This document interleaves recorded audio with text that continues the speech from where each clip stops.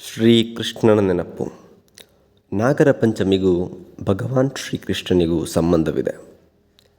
ಪುರಾಣ ಕಥೆಯೊಂದರ ಪ್ರಕಾರ ಬಾಲಕೃಷ್ಣ ಯಮುನಾ ನದಿ ತೀರದಲ್ಲಿ ಆಟವಾಡುತ್ತಿದ್ದಾಗ ನದಿಯಲ್ಲಿ ಜಾರಿ ಬೀಳುತ್ತಾನೆ. ಕೃಷ್ಣ ನದಿಗೆ ಬಿದ್ದ ಸಂದರ್ಭದಲ್ಲಿ ಕಾಳಿಯ ಎಂಬ ಹಾವೊಂದು ಆತನ ಮೇಲೆ ದಾಳಿ ನಡೆಸುತ್ತದೆ. ಆದರೆ ದೈವತ್ವದ ಸ್ವರೂಪವಾಗಿದ್ದ ಶ್ರೀಕೃಷ್ಣ ಕಾಳಿಯನನ್ನು ಮಣಿಸುತ್ತಾನೆ. ಈತ ಸಾಮಾನ್ಯ ಮಗುವಲ್ಲ ಎಂಬುದನ್ನು ಅರಿತ ಕಾಳಿಯ ಹಾವು ತನ್ನನ್ನು ಬಿಟ್ಟು ಬಿಡುವಂತೆ ಕೃಷ್ಣನಲ್ಲಿ ಬೇಡುತ್ತದೆ.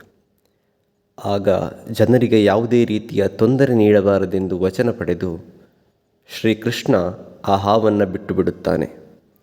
ಹೀಗೆ ಕೃಷ್ಣನು ಕಾಳಿಯ ಹಾವನ್ನು ಸೋಲಿಸಿದ ದಿನ ಶ್ರಾವಣ ಶುಕ್ಲ ಪಂಚಮಿಯಾಗಿತ್ತು.